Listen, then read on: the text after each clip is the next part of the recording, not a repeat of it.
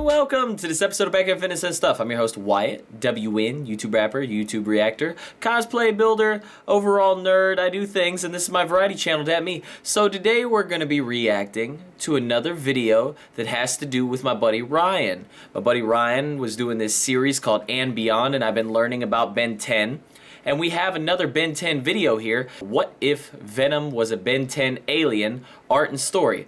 So apparently this is a series referred to as Freeze Frame, and he was telling me it was pretty cool. I'm gonna check it out and see what it is. How would Ben handle transforming into a symbiote? Let's go ahead and see what it is. You know what's funny? Before I started working with my buddy Ryan, I knew almost nothing about Ben 10 other than he had a thing on his wrist that changed him into aliens. He traveled with his family. The more I watch of their InkTank, I think I'm going to watch their other series where it's like a complete history of Ben 10 parts 1 through 10 actually. So I can get a quick rundown without having to watch all of the different series and runs.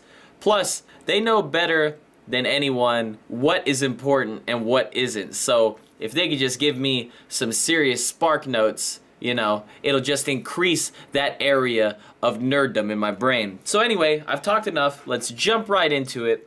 What if Venom was a Ben 10 alien? 3, 2, 1. This video is sponsored by Surfshark.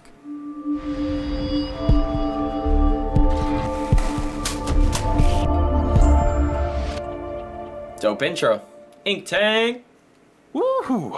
Another great day to be a fan of cartoons. What's up, guys? Hershey here with one of my favorite co-hosts. Good evening, Internet World and Universe. This is OR Ash, and Hey, today that's my buddy. We are Venom. Oh. Freeze frame.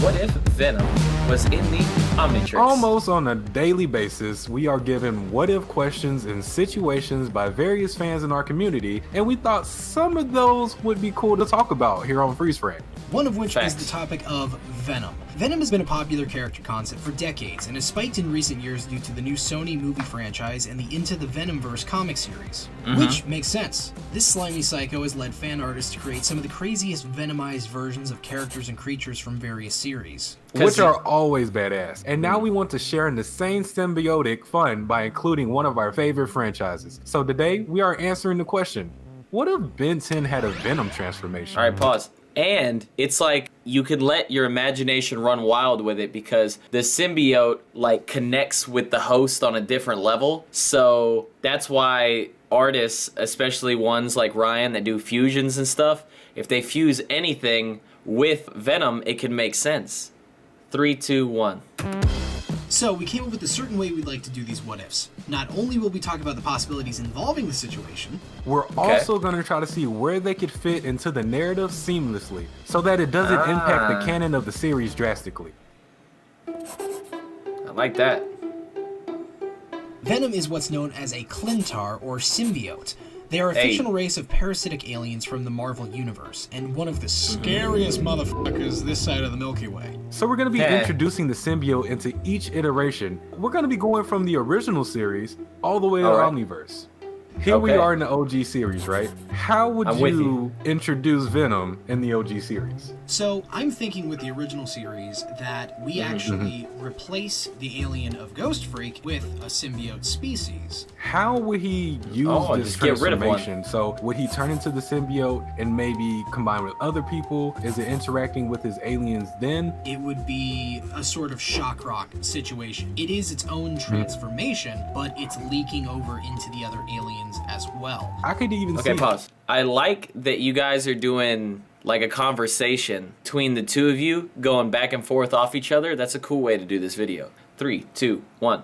A whole season where he's trying to resolve this issue. Like first is cool and it's like, whoa, I wonder what's going on, of course, like I was before. and then it starts to get under control, and the aliens start to get more violent, and it's getting harder to transform back, and it's getting harder to not actually use the symbiote when he doesn't want to. People with the symbiote normally experience an addiction to it. Ben being young and already kind of having that personality, it would make it much worse. He may even at some point become the villain of an episode indirectly. Plus, with this, we would see some awesome Venomized transformations, such as forearms, accelerate, stinkfly, 3 of the most popular from the series, just off the top. Sometimes they're given different names and stuff. I feel like if they did, he would call it like more arms or stinger or something like that. I couldn't think of one for accelerate. Obliterate, I don't know. Obliterate? Oh my gosh, it's like, is he running anymore, or is he just like gonna punch us? He's smashing into walls. This is very podcasty. Ultimate Alien Force. Oh yeah, you're right. And it goes do transition. In Ultimate Alien Force, you know the episode where the Techodon shows up and Cash and JT are messing with it, and they get the hand and they use it, and it like takes over, you know, the body and things like that. Let's say that instead of the Techodon, we replace that completely with the symbiote. So that later on, whenever Cash and JT find it, instead of having the gauntlet, they find the symbiote, it attaches to him, starts making him more powerful over time, making him strong, making him Venom and all that and everything. And then with the final fight between him and Chromastone, I feel like that's where it could become very interesting. Because Chromastone is a very physical fighter, but Venom not really being able to deal with energy type attacks that well, it would end up like trying to leave the host a lot. Pause. Hey, I really like the way that you're fusing it, like you said, to try to not mess with the canon. I feel like that was a really cool way of talking about the subject, but also not just cramming it on something. That's cool.